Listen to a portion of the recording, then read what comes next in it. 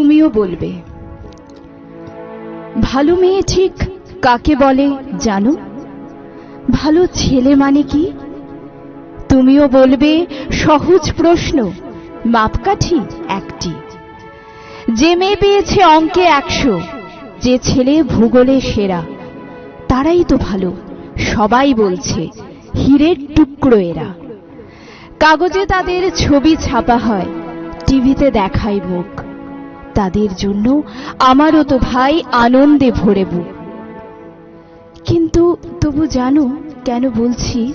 দেখে শুনে পাই ভয়। শুধু এত এত নম্বর পেলে ভালো ছেলে মেয়ে হয়? আচ্ছা ধরো না, যে মেয়ে পেয়েছে অঙ্কে অনেক কম, তার গান শুনে মুগ্ধ সবাই, হাততালি হরদম। ওই যে ছেলেটা পাশ করে গেছে এবারেও টেনে টুনে, বলতে কি ভাই আমরা অবাক ওর আবৃত্তি শুনে। নাটকে ওর নেশা আছে খুব, পরের বিপদে ও ছোটে। পাড়ার তিন্নি বাংলায় নাকি 30 পেয়েছে মোটে। কিন্তু মেয়েটা খেলাধুলাতে 10খানা গায়ে নামি। সত্যি বলো তো, তবুও বলবে ওরা নয় কেউ দামি? চাই যে অনেক ইঞ্জিনিয়ার, চাই আরো ডাক্তার, পাশাপাশি চাই শিল্পী, খেলুড়ে, স্নেহময়ী সিস্টার।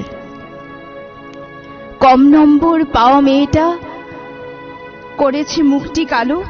কম নম্বর পেয়েছে বলে কি বলবে না ওকে ভালো? কম নম্বর পাওয়া ছেলেটাই কারিগর বলে আজ দেশটা গড়তে তারও হাতে দেখো কত দরকারি কাজ। পরের দুঃখে কাতর যে মেয়ে মুখটি করেছে কালো, কম নম্বর পেয়েছে বলে কি বলবে না ওকে ভালো? অভাবের টানে কলেজে যায়নি, ছোট দরমার বাড়ি, তবুও ছেলেটা বাবা মাকে দেখে, ভাড়াতে চালায় গাড়ি। তাই বলছি কি শুধু নম্বরে হয় নাকি মাপকাঠি? ভালো ছেলে মেয়ে বলতে কি ভাই মানুষ চাইছি খাঁটি, মানুষ চাইছি খাঁটি।